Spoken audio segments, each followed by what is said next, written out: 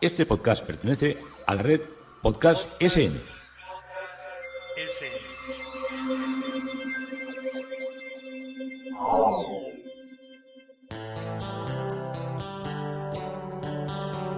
Historia con sentido. Un podcast realizado y presentado por Juan Carlos González.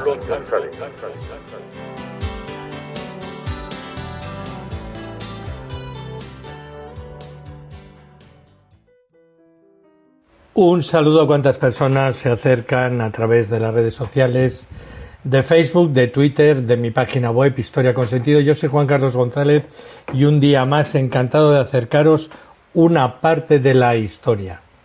Hoy estamos en Estambul y hoy nos vamos a ir a un hamam, a un baño turco para vivir la experiencia, porque si vamos a Estambul y no probamos lo que es un hamam, pues no. Es como si uno va a un pueblo de Castilla y no come un cordero, o va a Burgos y no prueba... Bueno, también habrá los vegetarianos que prefieran tomar cosas que no sean de esta índole, poder probar una morcilla de Burgos, o poder comer un queso de Idiazábal, o unos pimientos del Piquillo, de Lodosa, o de lo que sea. Bueno, hamam, ahí nos vamos a encaminar. Bueno, cuando he empezado uno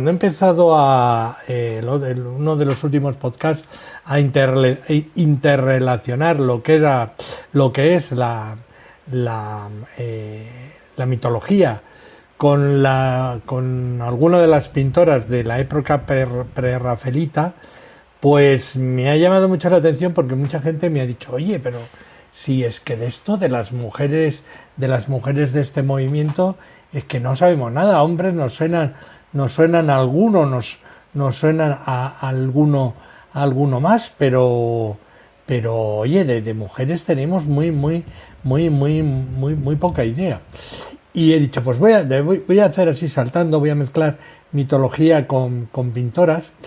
Y una de las pintoras que también me ha llamado la atención fue María Spartali. Spartali os suena a Mediterráneo, al griego en concreto, que más tarde es conocida como María Stillman. María Stillman nació en Hornsey, en la rica comunidad anglo-griega de Londres, y se introdujo en los círculos artísticos desde muy temprana edad. Su hermana Christine fue pintada por James Snake Whistler, uno de los prerrafaelitas, y ella misma fue fotografiada por Julia Margaret Cameron, que era cuando estaban haciendo la fotografía. Ella y sus parientes, María Zambaico y Aglia Corino, eran conocidas como las Tres Gracias y siempre eran muy admiradas por su belleza. Pero no fue simplemente su apariencia lo que atrajo a las artistas.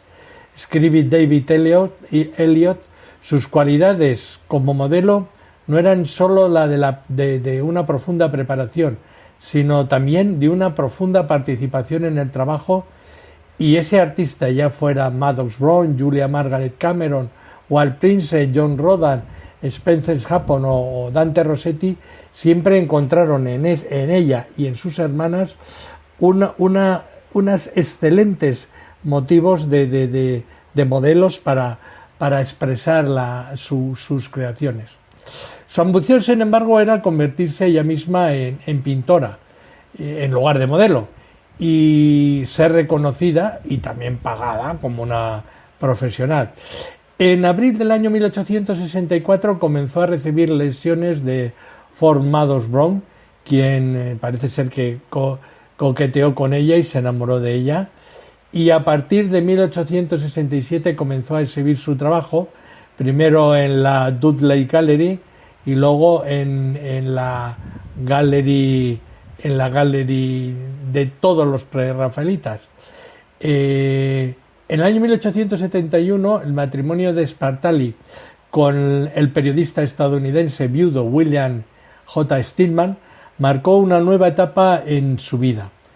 Puso fin a la pasión desesperada de Brown y de ahora en adelante estuvo a menudo en el extranjero con su esposo, quien eventualmente en 1886 se convertiría en el corresponsal italiano y griego de The Times.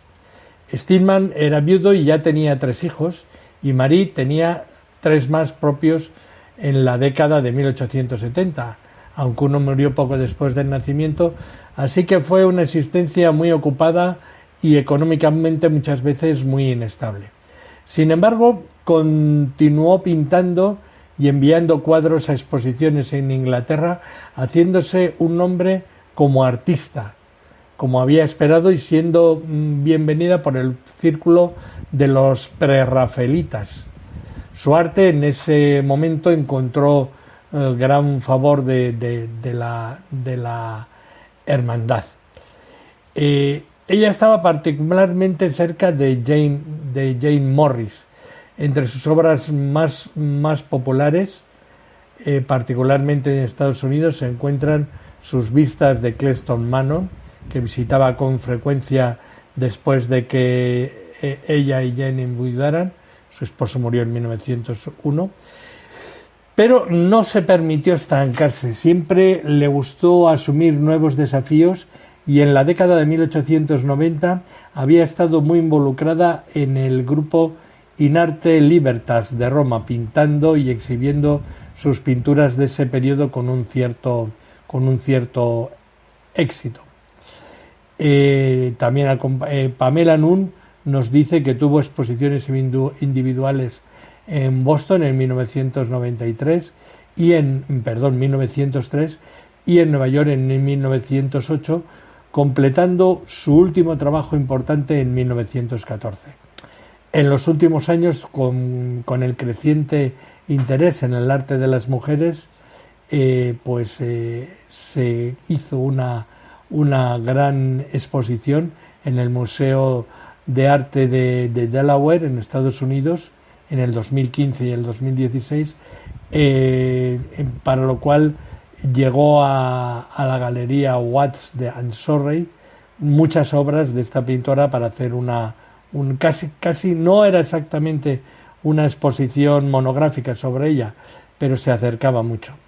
Y la exposición se tituló Poesía en la belleza, el arte prerrafaelita de Maria Spartali Stillman, posicionándola firmemente en lo que era el movimiento prerrafaelita y considerándola una de las mejores mujeres pintoras de esta época. Y vámonos a volvernos a Estambul. Estar en Estambul también nos llevó a un baño turco. Nuestro hamán, el que nos eligió Joseto, fue el Süleymaniyye Hamán, que fue diseñado y construido, era un hamán antiguo, impresionante, entre 1550 y 1557, por el famoso arquitecto otomano Sinan, quien diseñó más de 400 edificios durante su vida, siendo el hamán una de las obras más hermosas. Sinan también fue arquitecto de otro famoso hito de Estambul, la mezquita de Süleymaniyye, que ya hemos visitado. El hamán, por tanto, tiene más de 470 años y era una parada regular para el sultán otomano Süleyman y muchos sultanes después de él, donde tenían alojamientos asignados. El baño turco de Süleymaniyye, en 1557, como os he dicho, Solimán el Magnífico lo mandó construir, siendo parte del gran culille de Süleymaniyye, y el arquitecto de este baño, como os he dicho también, era Minar Sinan. Hay un albergue privado que pertenece a Solimán el Magnífico, en este trabajo que el propio Minar Sinan llamó un trabajo que pertenece a su periodo de arquitecto asistente durante el Imperio Otomano. Se rumorea que había un cuenco de ictericia que se perdió después de haber sido utilizado durante años, y según la creencia, los que se lavaban con este cuenco se curaban. El baño turco de Süleymaniyye está considerado uno de los mejores baños de Estambul, con sus cúpulas y chimeneas alineadas geométricamente. Hay 8 columnas de mármol que rodean la piedra de masaje central, que es enorme, Y bueno, nos quitamos la ropa y la colocamos en unos vestidores privados, unas habitacioncitas. La llave del vestidor privado te la pones en la muñeca mientras disfrutas de la experiencia del hammam. Tuvimos en cuenta que nuestro hammam atendía a parejas y atendía a clientes masculinos y femeninos simultáneamente, porque era muy complicado que solo fuera de hombres o de mujeres. La experiencia del hammam, según lo describe allí en los letreros, cuenta de 3 pasos. Primero, comenzamos el viaje en el hammam en una sala caliente. Este es el primer paso necesario.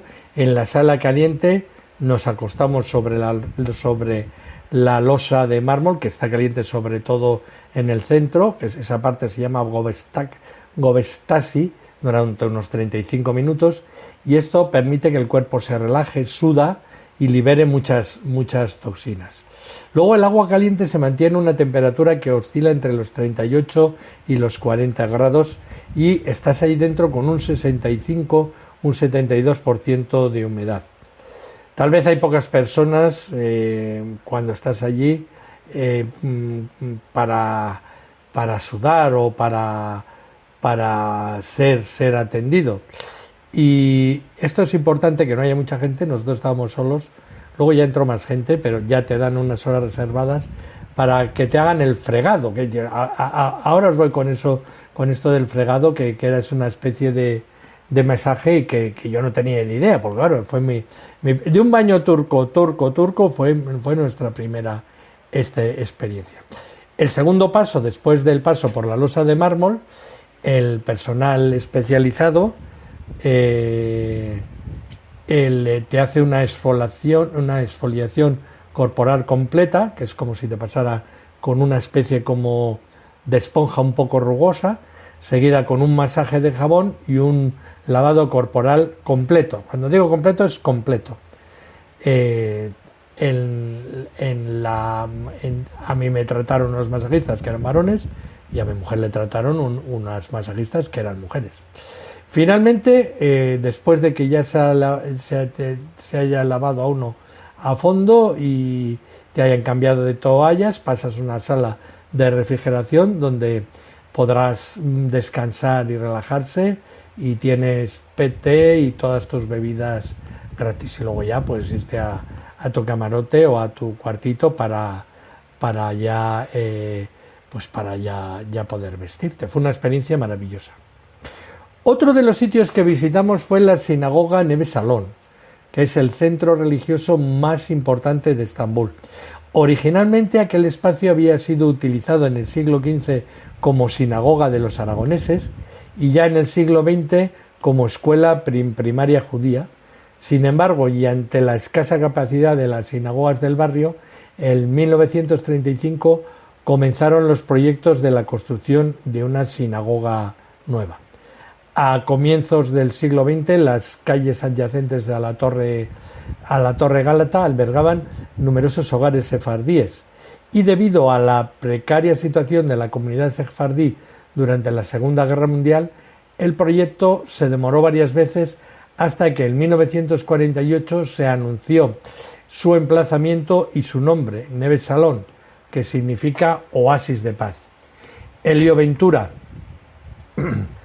que son los constructores, me impresionó mucho porque tenía los letreros en castellano y eso me dejó un poco descolocado. Elio Ventura y Bernat Motola fueron los responsables de su diseño. El 25 de marzo de 1951 se puso en marcha lo que sería una de las sinagogas más activas del país, sirviendo de escenario para el nombramiento de los grandes rabinos, y desgraciadamente, a pesar de la poca politización de la comunidad judía, Neve Salón ha sido blanco de ataques terroristas en 3 ocasiones: el 6 de septiembre de 1986, el 1 de marzo del 92 y el 15 de noviembre del 2003. Bueno, los judíos en Estambul viven en Turquía desde hace más de 500 años. La mayoría de ellos se exiliaron desde España y fueron a Turquía para iniciar una nueva vida. En el siglo XVI, el sultán aceptó a los judíos en el Imperio Otomano, dándoles la oportunidad de poder trabajar, alquilar una casa, casarse, tener su propio negocio e incluso orar. Los judíos hablaban español y hasta hoy en día se pueden encontrar familias judías que hablan un dialecto del español, del ladino antiguo, en su casa o en lo que es la comunidad sefardí de Estambul, que nunca olvidó sus raíces. Muestra de ella es que en 1892 celebraron el cuarto centenario de su expulsión y que en el año 1992, ya en un mundo más globalizado, volvieron a hacerlo. Con la voluntad de dar historia al pueblo judío en Turquía, en lugar de y tener un lugar donde exponerse, fundaron en el 2001 el Museo de la Sala de la Sinagoga Zulfaris. En 2015 se trasladaron junto a Neve Salón al lugar donde hoy podemos apreciar sus piezas, la parte museística y didácticas aplicaciones. Entre otros podemos presenciar el Mitzrat de la antigua sinagoga de Apolón y otros muchos objetos litúrgicos de diferentes centros del país, así como una exposición de vestidos que nos permite entender diferentes aspectos de la vida sefardí en el Imperio Otomano. En una serie de paneles y de vídeos nos narran los vaivenes del pueblo judío de un lado al otro lado del Mediterráneo, mientras otros nos detallan las aportaciones técnicas y culturales que hicieron en su nuevo país de acogida, así como breves reseñas biográficas de algunas personalidades judías de Turquía. También veremos explicaciones sobre el folclore local, como los propósitos de la situación del ladino en la comunidad y del resto de comunidades judías no sefardíes del país. Con la caída del Imperio Otomano, muchas minorías abandonaron el país. En la actualidad no hay muchos judíos en Turquía. Las estadísticas dicen que son aproximadamente unos 20.000 y durante las ceremonias religiosas judías pueden comprar el vino especial o la matzá, el pan especial judío, en esos supermercados que venden, que están cerca. Y hay una minoría que, pues sorprendentemente, vive en paz junto a los musulmanes y a la minoría cristiana. Existen algunas sinagogas más en Estambul y en Turquía. En 1938 el vestíbulo de la escuela primaria judía, situada en el distrito Gálatas, se transformó en sala de oración, utilizando un armario como púlpito y las sillas de un café. Y en 1949 se completaron todas las obras y ya la sinagoga esta que visitamos de Neve Salón estaba ya lista. La sinagoga de Neve Salón es la sinagoga más bonita e importante de Estambul y es en la que se realizan la mayoría de las ceremonias religiosas, las bar mitzvot, que serían las confirmaciones, bodas, entierros, etc. El Museo de la Fundación Quinto Centenario de los Judíos Turcos fue trasladado a un edificio anexo a la sinagoga Navat Salón y ha estado en funcionamiento ya desde el 2015. El museo consiste en una presentación de los 2.600 años de patrimonio histórico y cultural de los judíos turcos en estas tierras, sus contribuciones a la vida social y estatal en Turquía y secciones que representan la historia, la etnografía, el Mitzrat, donde se exhiben los objetos religiosos, las tradiciones y el ciclo de vida y los asentamientos de los lugares de culto. Cuando visitamos la sinagoga impactan las medidas de seguridad por haber sufrido, como os he dicho, varios atentados que son muy recordados. De todos modos, impacta para nosotros la cercanía sefardí que tenemos con la historia. 2 explosiones producidas por coches bomba, uno de ellos conducido por un suicida, ahora la calle está cortada, han sacudido de forma simultánea 2 sinagogas de Estambul, una en la mayor sinagoga de la localidad y la segunda en otra situada a 5 minutos. Hubo 23 muertos y 227 heridos y sin embargo no afectaron estas cuestiones al interior del templo. Y además a la mitad de los fallecidos sí que pertenecía a la comunidad judía. Además también murieron 2 policías que custodiaban los edificios. En fin, la tragedia que viven estas comunidades. Justo enfrente, muy cercano, está la Torre Gálata, que corona con un distintivo techo de sombrero de bruja. Es uno de los monumentos más impresionantes y populares de Estambul. En la torre, que data del siglo XIV, es la más antigua torre genovesa que domina la hermosa Estambul, y tiene una enorme estructura en forma de cono que se construyó aproximadamente a 38 metros sobre el nivel del mar y se eleva a una altura de 62 metros de su base. Hay una vista increíble de la península histórica del Cuerno de Oro y el Bósforo a través de las Islas de los Príncipes desde la torre que abarca Estambul. ¿Qué hay exactamente detrás de la torre de Gálatas? Pues está construido por primera vez en el año 528 durante la era de Bizancio. La torre actual fue construida en 1348 por los genoveses y nombrado Torre de Cristo. Durante la era otomana fue utilizada como frisión, luego como sede de la banda militar otomana y en el siglo XIX como torre de bomberos. Presenció un evento único que Efraim Hemet Zelevi logró volar desde lo alto de la torre hasta la cosa de Uxudar con unas alas artificiales caseras, tipo ala delta, según la idea de Leonardo. Y a 38 metros sobre el nivel del mar se eleva, como os he dicho, a una altura de 62 metros.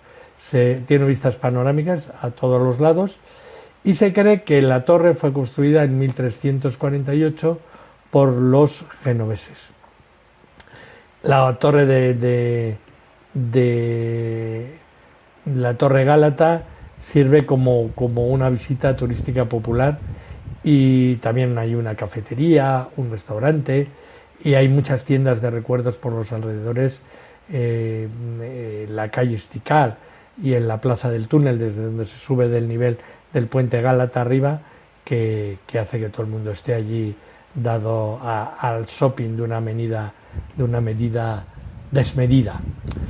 Luego otro punto interesante que también visitamos es el Patriarcado Ortodoxo de Constantinopla, que es quizá uno de los lugares más significativos para comprender la trascendencia del cristianismo en Estambul, ya que esta pequeña república religiosa constituye la sede oficial del Patriarca de Constantinopla, que es un referente ecuménico de la religión ortodoxa a nivel mundial.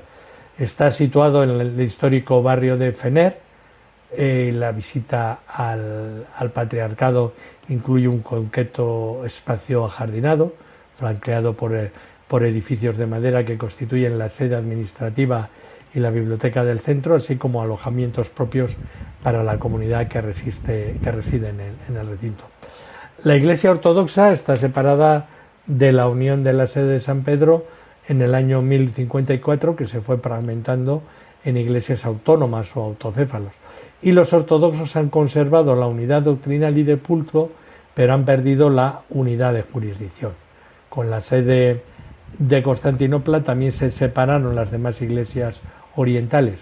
Y la sede de Constantinopla fue la que provocó el cisma y con ella la separación de Roma de todas las iglesias que estaban en 1054 bajo su jurisdicción.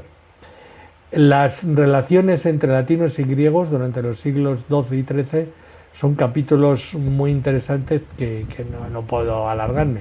La Iglesia mantuvo siempre el objetivo de la unión con los griegos. Prueba de ello está en que todos los concilios ecuménicos celebrados en este periodo trataron entre los objetivos primordiales la unidad griega. Pero hay que tener en cuenta que la cuestión oriental no era solo un problema eclesiástico, sino que también era en parte un problema militar. En 1087 Jerusalén fue conquistada por Saladino y pronto comenzaron las cruzadas. La primera es del año 1095 para recuperar de los infieles la Tierra Santa, y en el segundo concilio de León en 1274 La unión llegó a conseguirse oficialmente, pero no duró. Las cruzadas que comenzaron a ser alentadas por los pontífices como empresas militares de la cristiandad con fines espirituales para recuperar los territorios arrebatados por los infieles fueron degenerando poco a poco, y en realidad la última cruzada de la cristiandad unida es la quinta del año 1219. Los intereses nacionales van prevaleciendo sobre los de la cristiandad, y con ellos la visión político-económica que guiaba los espíritus tanto de los reinos latinos como de los reinos orientales. Y en el siglo XIV el término cruzada se había vaciado ya de todo contenido espiritual y propiamente cristiano, y las expediciones de los occidentales se convirtieron en campañas de anexión mediterránea. Y durante los años de ocupación de Constantinopla por los latinos de la Cuarta Cruzada, en 1199, que dio origen al Imperio Latino de Constantinopla, el patriarca griego fijó su sede en Nicea y se creó una jerarquía oriental latina paralela a la griega. De hecho, la presencia de los latinos como señores de la capital fue más una causa de separación que de unión, y en cuanto pudieron los griegos expulsaron militarmente de sus territorios a la jerarquía ortodoxa. La jerarquía ortodoxa expulsaron a los católicos romanos, la jerarquía ortodoxa volvió a establecerse en sus sedes. Puede decirse como resumen que, a pesar de los esfuerzos de los papas y de los sucesivos intentos conciliares del siglo XIII, no se logró la unión, y que el desarrollo histórico posterior no hizo más que aumentar las dificultades. El 29 de mayo de 1453, Bizancio cayó en poder de los turcos, que la saquearon y convirtieron a Santa Sofía en una mezquita, y los turcos sometieron a su jurisdicción a todos los territorios cristianos de su imperio, con lo que Constantinopla obtuvo en condiciones dramáticas la primacía de la jurisdicción que tanto había reclamado a Roma, y después comenzó la persecución. A las humillaciones se añadieron la prohibición de construir iglesias urbanas. Su antigua y esplendorosa liturgia debía celebrarse en lugares pobres y oscuros, y la construcción empezó a aumentar desde el siglo XVII, y en el año 1638 se produjo una nueva persecución, y el patriarca Lucaris fue estrangulado y arrojado al mar. En 1821, cuando comenzó la lucha contra los turcos, el patriarca Gregorio V fue colgado en la plaza de su basílica, revestido con todas las insignias pontificales, y en resumen, de los 239 patriarcas que se sucedieron desde 1453 a la Guerra de Liberación de 1821, solo 31 murieron en el cargo. Los demás o fueron depuestos o fueron asesinados. Además, la pérdida progresiva de importancia de la ciudad provocó una relajación paralela de su influjo eclesiástico, según el mismo discurso político que Constantinopla había empleado en sus reclamaciones a Roma. En 1589 el Patriarcado de Moscú, el más importante, se declaró independiente, y actualmente está bajo su jurisdicción los ortodoxos de Constantinopla, junto con las metrópolis de Calcedonia, de Dierke y el pequeño exarcado de América y Europa Oriental y Central. En total son 1,5 millones de fieles, y se incluyen también en su jurisdicción la República Monástica de Monte Athos, llamada la Montaña Santa, Agio Odos, que tiene un censo de 5.000 miembros, y su influjo es muy influyente. Con todo, el edificio más singular del conjunto es la Catedral Patriarcal de San Jorge, modesta en su interior, pero que desborda interiormente con una impresionante exhibición de retablos de estilo ortodoxo y un majestuoso trono que sirve de acomodo al patriarca de Constantinopla. Y hemos empezado en un hamán, hemos recorrido una torre y hemos acabado en el patriarcado cristiano, en el patriarcado ortodoxo de Constantinopla. Hasta aquí Historia con Sentido. Juan Carlos González, encantado de haberos acercado una parte de la historia.